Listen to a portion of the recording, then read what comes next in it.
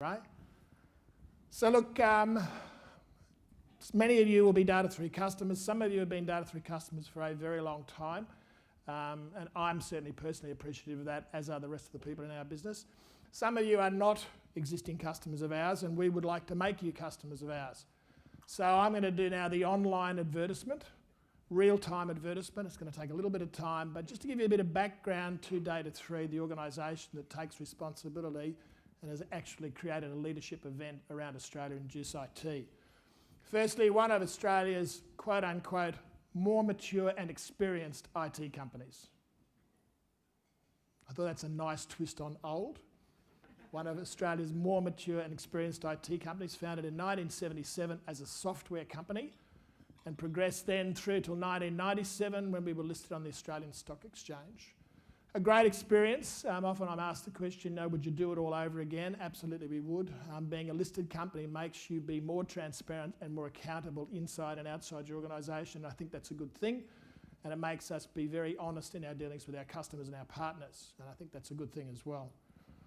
Last year in 2013, revenues of just under $800 million. That's a significant sized business from an Australian landscape point of view. We sit clearly below the major international organisations as a, if you like, quote unquote, a tier 2 IT provider with approximately 900 people, in fact closer to 1,000 people. We have about 680 full-time people across all of our locations around Australia, which is 12. And we have around about 300 odd contractors as well through our People Solutions business, working with customers like you. So we have good capability and we have good capacity broadly engaged right around our business. And one of our objectives as a business is to be able to service our customers across the broad range of capability and capacity we've got in all of our locations. We are culturally customer-centric, and that's sort of really, it can really easily be a tagline and seem to be part of brochureware. But this business started by two people who left IBM, created a software organisation in their garage. The only way they could grow that business was by being that, by trying to have a conversation with the customers or the people that they wanted to be their customers about what really they needed to do and what outcomes they needed to get and how we could play a part in that. And that is core to our discussions today. Our strategy is very, very simple, simply articulated as we have what we believe are some of the best people in the industry. We call them remarkable. We believe we can get to some of the best technologies in the world and deliver to our customers what we call outstanding solutions. And we believe we can do that as an organisationally excellent company, effective and efficient. We do that through our solutions framework, which is our recipe, if you like, about how we engage to connect all the dots between what we've got to offer and what our customers actually want. And we believe we do all of that so we can make customers more successful. So customers are central to the core of what we do and how we do it. We believe if we have successful customers, then we're going to be a good, high-performing business. And that's been the way that this business has been, its strategy has been articulated from the top down now for quite a long time. And today we deliver solutions where we can engage our consulting team to help people make decisions. We can engage our software team around the software stack, end-to-end, product to cloud. Around infrastructure, end-to-end, product to cloud, from a PC through to an as-a-service infrastructure drawn either from us or one of our hybrid partners, all the way through to managing that environment and providing selective outsourcing and people solutions, people from a contractor to a permanent person to augmented, all the way through to services delivered with people. We do that because we think that you are all on the journey to a hybrid IT environment, a combination of on-premise, outsourced and cloud. That's the theme for this JuiceIT this year. We think it's the real, pragmatic, practical end state that all of you are going to end up at because there's no other choice. So that's the advertisement about Data3. JuiceIT, this is the 6th year we've run this event, and it was a fairly courageous effort right at the start to think that we, as a quote-unquote reseller and integrator and services company, could actually put together an event that over the years, run across these 3 locations, with Brisbane being our last one now, we've been able to attract over 6,000, almost 6,000 of you to this event. This year we'll have over 1,200. We'll have over 600 here in Brisbane, and then through a Perth and Adelaide, a combination of just under 600, and we're just delighted, you know, and we believe it must be delivering value. It's become Australia's leading technology showcase, and we're delighted to have you here today. And Ray ran through the 23 sessions, the 27 partners, and I thank each of those partners, and more particularly our platinum partner in HP. I thank all of you for the contribution that you've made and the effort that you do, that you put in, the people you put on the ground here in all the locations we do JuiceIT. So thank you to you guys too. Okay, now Brad left us with, I'm going to test Brad how effective you really are. Right, so Brad gave us 45 minutes of Lego. But he had the themes, he had two themes behind that. The first of those themes was who's going to have a punt. What was the first of Brad's themes? What about innovation driving change? That's the first theme. How do we all feel at the end of that? Really worried. I've heard it 3 times now. I sit over there at the halfway through it and I'm twiddling my fingers and I'm doing my fingernails and my feet are tapping, and I'm really concerned because he's got me really worried, because none of us really likes change. Particularly innovation-driven change where we're not the innovators. Then he saved us because he showed us the journey forward. And his second message was around data. How data with effort can be converted to knowledge, and how knowledge with effort can be converted to value. And that to me is where we as an industry and as individuals can exercise our greatest value to our business. And I'm going to talk about that. And I want to talk about that in the context of the fact that I've done the data analysis on you. And I know that just over 60% of you are these guys. You are in the technology on a day-to-day basis. Now today, all of you guys are in the technology. You are the pink guys and gals. Okay? The other just under 40% are in the business. And they are the people who are working with the pink guys to make things happen. And there today are the blue guys and gals. Now this is hard, okay, for the guys. Because now the guys have got to do 3 things. They've got to listen to me, they've got to watch the screen, and they've got to remember that they're either a pink guy or a blue guy. The ladies in the audience will have no problem with this whatsoever. In fact, they'll still be on their mobile phone, and they'll still be thinking and making notes at the same time. So guys, we have to keep up today. But I guess what I wanted to do, I wanted to talk to you about what I think is potentially going on between the blue guys and the pink guys, what that's creating, and then maybe what we can do to correct the course that we're currently on. And I want to profile that sort of theme through this. And I hope to be able to get you, when you walk away from this, to be thinking more about what you guys do, what you're creating, and as you go outside today and sit through any of the 23 sessions that you're registered to sit through, where you might be in the next little while, because I think that's the most important part of what we need to do today. This is a wonderful opportunity. Ray said it before, you know, you don't get an opportunity to sit down with your best friends without really an agenda and have discussions about things that are important for everyone. It's a great opportunity for you to do that today, and I hope what I say can inspire you to make greater value out of that. So, this is me too, by the way, and you'll see that I am perfectly kitted out, part pink, part blue, and it took some effort to find a blue tie with a pink shell on it. So I sit right in the middle of you, and I'm going to work us through this process. So, the meaning of life.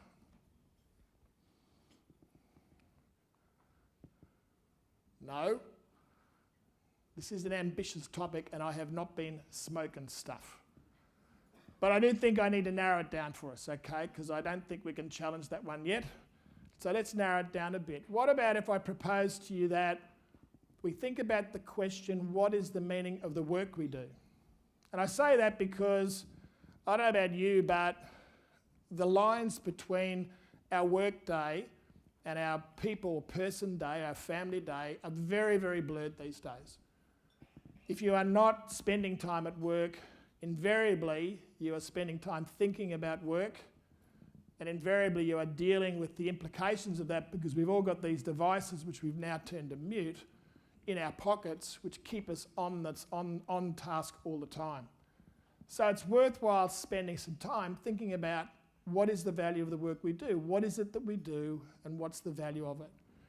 And if I address the pink guys and gals who are in the technology, then you'd be saying things like this, what's the value of what's the work I do? Well, I make my company's technology work. Well, secondly, I ensure we apply our IT resources more efficiently. Or if you're in a leadership position in an IT role, then maybe what you see as the work you do is to technology enable my organisation's business strategy.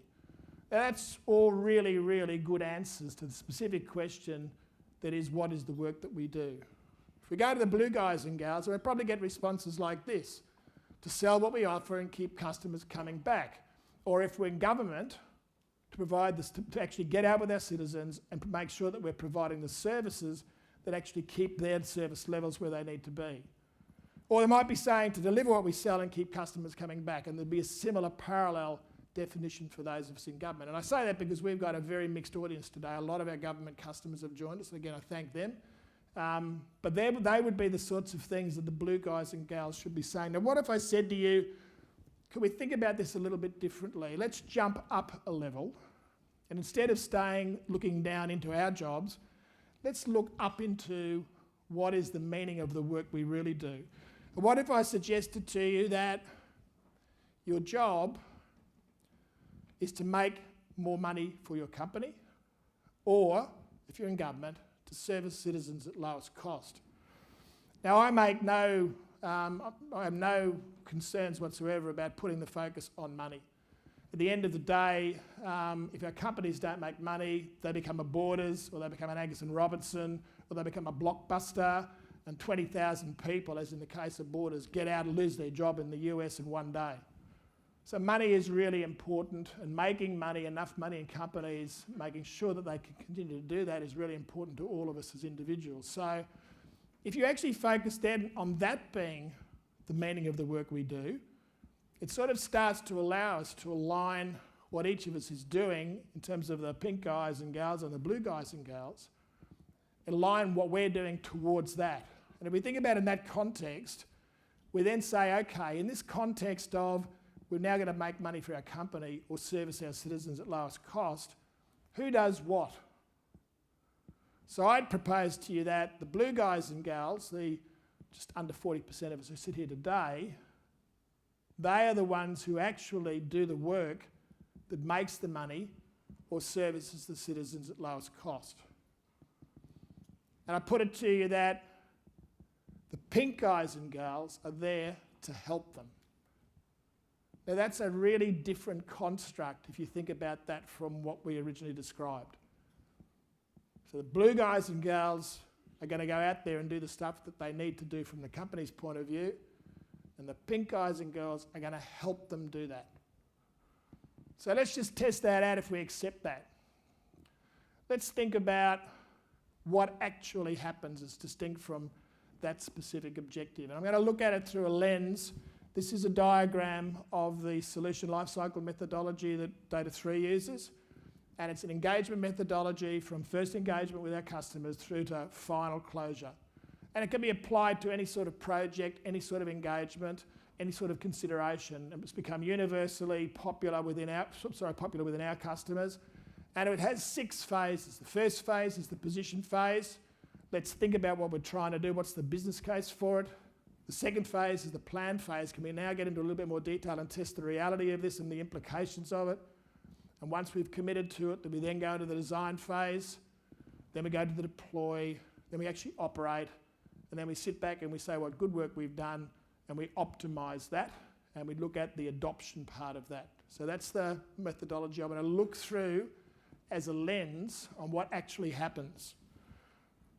So I'm going to do that in this graph. Now, to explain this graph, firstly across the x-axis, they're the 6 stages of PDO squared, our solution lifecycle methodology. And up the y-axis is the percentage cumulative of IT budget spend. And the 2 things I'm going to draw is firstly the GGSMs, the pink guys, the guys and gals who spend money, and the GGMMs, the guys and gals who make money. Okay? Now that's how I reckon the pink guys and gals spend their IT budget. Now we can debate about the percentages of the position and the planned phase, etc. But in large part, we spend a little bit of money on planning. We spend a bit more money, on positioning, a little bit more money on planning, a bit more money on design, a lot of money on deploy because you've got to buy stuff, and then a fair bit of money on operating it once you get that deployment done. That's fantastic, you've done a great job. And along come the guys and girls who are going to make money, and that's what happens with them. They start making money when the pink guys and girls will stop spending money. Now, does anyone think there's some sort of anomaly there? Remember that we've defined the meaning of life or the meaning of the work we do as to help them make money or service their citizens at lowest cost. So we've spent all our money. By the time they start doing their job, do they feel ripped off? Do you blue guys and gals feel ripped off? Because they've actually done nothing to help you guys make money really, except said, here it is. Have a good time. And it's very interesting to ask the question of CEOs about who's responsible for this gap. Is it IT? Not in their budget. Is it the BUs? Not in their budget. Is it in HR? Not in their budget. This is a huge dilemma. Because what's happening to the guys and girls that make money is they're not able to do a very good job. But the guys and girls who make money are not entirely innocent. You guys and girls, you blue guys and girls, you've been doing your own thing lately again, right? We've seen it all before because we remember this. And Brad brought this up. The IBM PC 5150.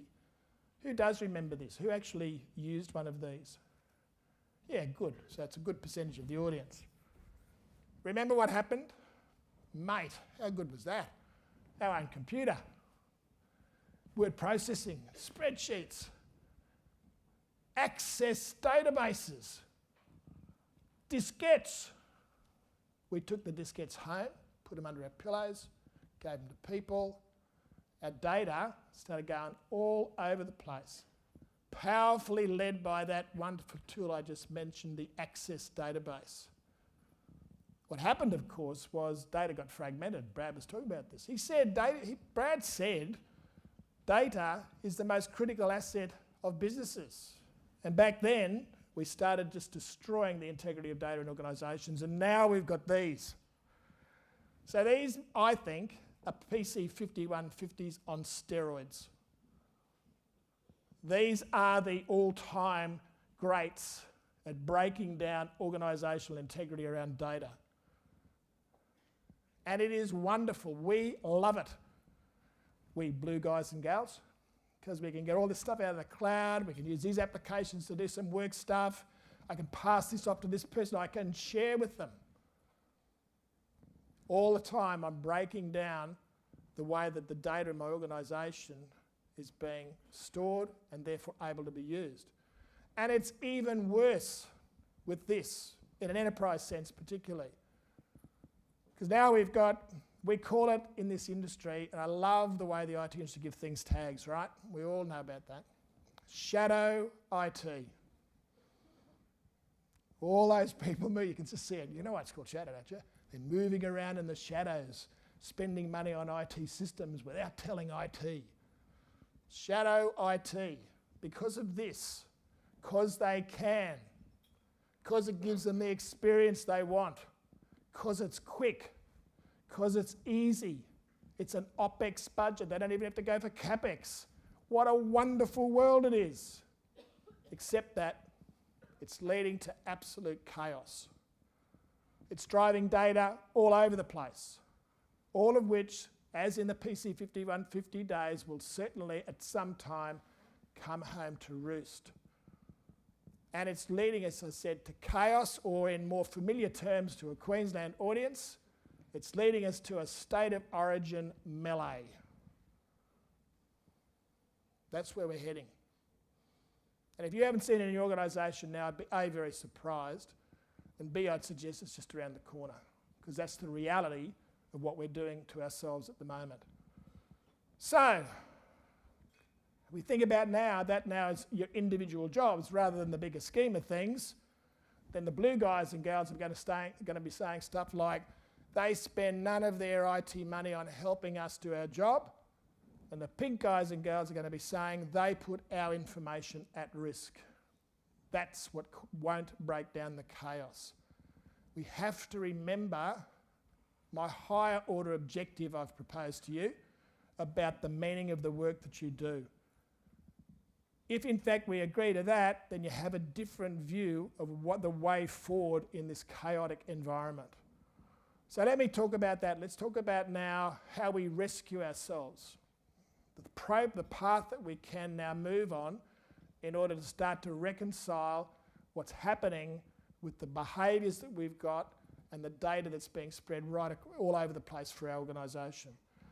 So if we look at the pink guys and gals first, the people who work most of the day in the technology, then I suggest that if you go back over time, we started out being the tech team. And of course, the tech team then matured to being the IT services team. And we believe that the tech team, the IT services team, needs to continue to mature to what we would call a business IT group.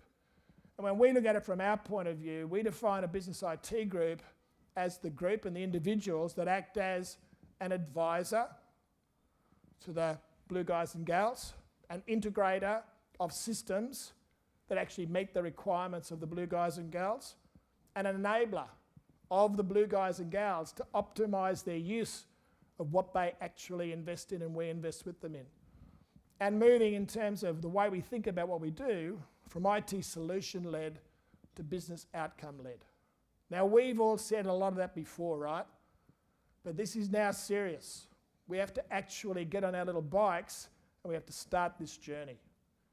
The Data 3 is trying to do its best to help our customers articulate what the roadmap is for them to do this. We've got consulting people, we've got adoption people who can actually work with our customers to help them, from a business IT point of view, make this transition. But this is absolutely, in our belief, where you need to get to, you guys and girls, the pink guys and gals. And if you do that, then we think the real opportunity is to change this sort of spend, firstly to that. Now, clearly cloud is that, right? We're taking some CapEx out, we're taking some OpEx out, we're reducing that, and we're going to lower, if you like, the way that our spend patterns go. But even better than that, we can take some of that budget we've saved on an annual basis and we can do that. And if we can do that, then we're really, really going to help the blue guys and gals do their job. And as I said before, that's the gap that when I ask CEOs and CIOs, no one fesses up to the fact that it's their responsibility. And I think that's where the business IT group needs to step in. Need to work with HR, need to work within the business, need to focus on getting those blue guys and gals absolutely really, really good at using what they've got. And that's not, by the way, training. It's much, much more than training, although training's a part of it. So my belief is that if that's the way, that if you can rethink the way that you spend your money, and you can rethink your positioning in that IT transition, business IT transition, then you can have a flow that is represented by that, and you can really make the difference by helping them. But the blue guys and gals need to go through a similar journey. If we think about them over time, they were once business users where in fact they used exactly what IT gave them and only what IT gave them. They've then become these rampant consumers able to leap tall buildings in a single bound, pulling down applications, pulling down data, doing all the things that they can do and destroying the fabric of integrity around organisational data. We believe they've got to move to what we would call a business consumer. And interestingly, we created this term about 15 months ago, because that's where we saw the landscape going. You'll see Gartner in some of their latest reports starting to refer to a business consumer. I think that's fabulous that they've copied what we've said, but it's saying the same thing, and what it does, I think, is legitimise the view that we've had. So we see you blue guys and gals need to become business consumers, and we're defining a business consumer firstly as a good corporate citizen. And if so, then you will be afforded a consumer-like experience with enterprise resilience and integrity. And because you're a good corporate citizen, you'll understand that the pink guys and gals for a long time now have put all their time, energy and money into providing systems, mostly in an on-premise or outsourced environment, for your company and you as a business user that offer integrity, reliability, agility and security. And you'll understand, because you're a good corporate citizen, that now that they're looking to move some workloads into cloud and create this truly hybrid IT environment, this does not come easy and it does not come quick. And as a good corporate citizen, you blue guys and gals will be patient, because you'll understand that this is a journey. And the significant thing about that is that the maturity that you display and looking at it that way will see you become a great business consumer. So this is hybrid IT, folks. This is what our event's about today. It's about the reality of life and about the reality that the pink guys and gals are doing all their very best that they can to provide a secure hybrid IT environment with integrity for their enterprise. And the blue guys and gals need to play their part in making that happen. And that then leads us to the end, if you like, of that journey, because in some point of time in the future, and in saying this, by the way, I recognise that many of you are at different stages in this sort of transition. Some of you are well advanced and some of you are not. You'll be able to analyse much better yourselves where you position yourself in that landscape, but the end game, the business consumer making money for their organisation or delivering services to their citizens at lowest cost, or business IT helping them. So thank you very much for listening to me. What I said I'd do is I said I'd try to paint for you a picture of how things are at the moment, what should be important to you, and what you might do about creating a transition. So I thank you very much.